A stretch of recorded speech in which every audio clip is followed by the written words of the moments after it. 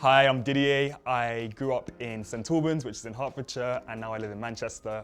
When I grew up, I was really into music. So I played violin, and I decided I wanted to pursue that as a career. So I went to Saturday music schools and things like that, alongside just regular school and everything. Went to a specialist music school for sixth form, which was really intense but really good, and did a practical music degree in Manchester at the RNCM. So music was kind of my thing. So when I started uni, I really thought I was going to be a musician. Like in first year, I was like, this is it for me. I want to be a professional violinist, play in an orchestra or do something similar, maybe teach in a school as well. When I got to uni, I was enjoying my music course, my undergrad, but I slowly found that I wanted to do something slightly different. I wasn't sure what. I was looking online, looking on LinkedIn, are there grad schemes that I could do? What kind of thing could I get involved in? And I'd done a software, a kind of coding module, funnily enough, on my course, which was called Music and Computing.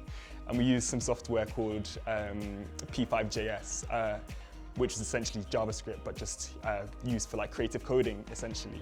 I'd really enjoyed that, so I was like, oh, are there any opportunities in tech? But seeing as I'd done music, I didn't realize that it was actually possible to transition into the tech world at all. When I saw the opportunity with Academy to actually train as a software engineer, I actually couldn't really believe it. I thought, really? Like, can I actually do this? Like, are you sure? I don't think I'm able to do this as someone who's done music. But I applied and got in. I was like, okay, fair enough. If they're accepting me, then I guess I must be able to become a software engineer. So when you start learning about software engineering, there are so many kind of buzzwords and things and technologies and names of things that people throw about. If you're describing like how to make pancakes to someone for the first time who's never made pancakes before, like you use the same kind of logical process of do this and do that.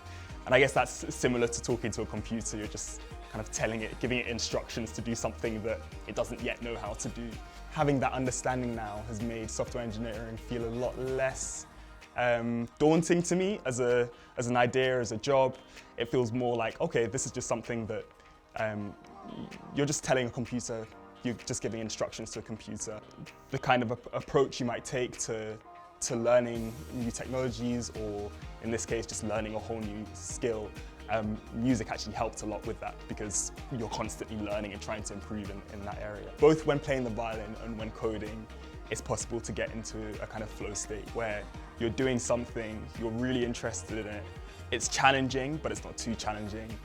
Both when I've been practicing or doing a performance on violin, and actually now as I'm kind of learning to code and things, I felt that experience where I'm like, wow, I'm really enjoying doing this.